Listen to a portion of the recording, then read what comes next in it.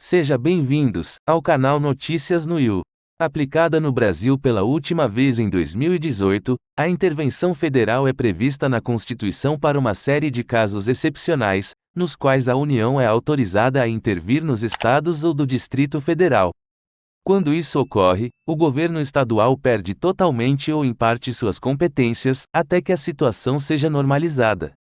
O termo não se confunde com intervenção militar, já que as Forças Armadas não têm o poder de implantá-la. Segundo a Constituição, a intervenção federal só pode ser decretada por iniciativa do Executivo, do Legislativo ou do Judiciário, um dos três poderes da União. A última intervenção federal no país ocorreu de fevereiro a dezembro de 2018, no Rio de Janeiro.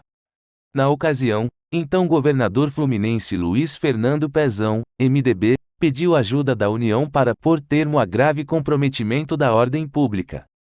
Uma crise na segurança pública, contudo, não é a única situação em que a intervenção federal pode ser decretada. Até mesmo um descontrole sobre as finanças de um estado pode justificar a medida.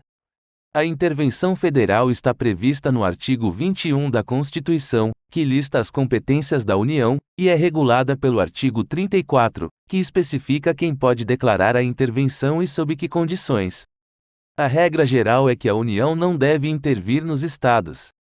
Por isso são especificadas todas as exceções em que isso pode ser usado, explica a advogada constitucionalista Vera Chemin. Quando é possível decretar uma intervenção federal? Segundo a Constituição, existem 7 possibilidades de intervenção federal nos estados e no Distrito Federal. O instrumento deve ser usado para que a União possa manter a integridade nacional, repelir uma invasão estrangeira, ou de um estado em outro, encerrar grave comprometimento da ordem pública, garantir o livre exercício dos poderes nos estados, reorganizar as finanças de estados, em determinados casos, garantir a execução de uma lei federal ou decisão judicial, assegurar a observância de determinados princípios constitucionais. A Constituição não prevê normas específicas sobre o prazo, a abrangência e as condições de aplicação da intervenção. De acordo com o texto constitucional, essas diretrizes devem ser previstas no decreto de criação da intervenção. Quem pode decretar uma intervenção federal? A Constituição estabelece que a intervenção pode, a depender da situação, ser decretada por um dos três poderes da União: Executivo, Legislativo ou Judiciário. Se for decretada pelo governo federal, a intervenção entra em vigor imediatamente, mas deve passar pelo Congresso em seguida. Enquanto a medida vale, o Parlamento fica impedido de votar propostas de emenda à Constituição, PEC.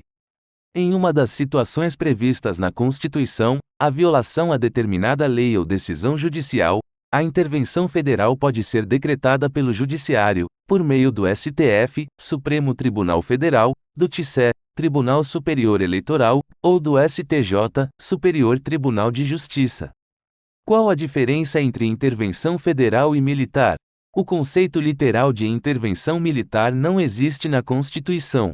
A Carta prevê hipóteses específicas em que as Forças Armadas são chamadas a intervir, como o estado de defesa ou estado de sítio, mas elas são diferentes da intervenção federal, que pode ser comandada por um civil.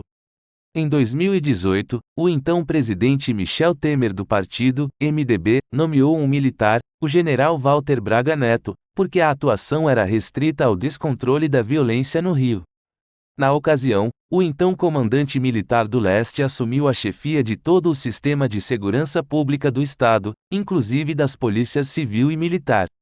O artigo 142 da Constituição, que trata das Forças Armadas, estabelece que os militares podem intervir pela garantia da lei e da ordem, desde que por iniciativa de um dos três poderes. Há duas vias para a atuação dos militares: o estado de sítio ou estado de defesa, que autorizam, por prazos determinados, limitações ao direito de ir e vir e outras restrições. Que Deus abençoe o nosso Brasil. Até a próxima.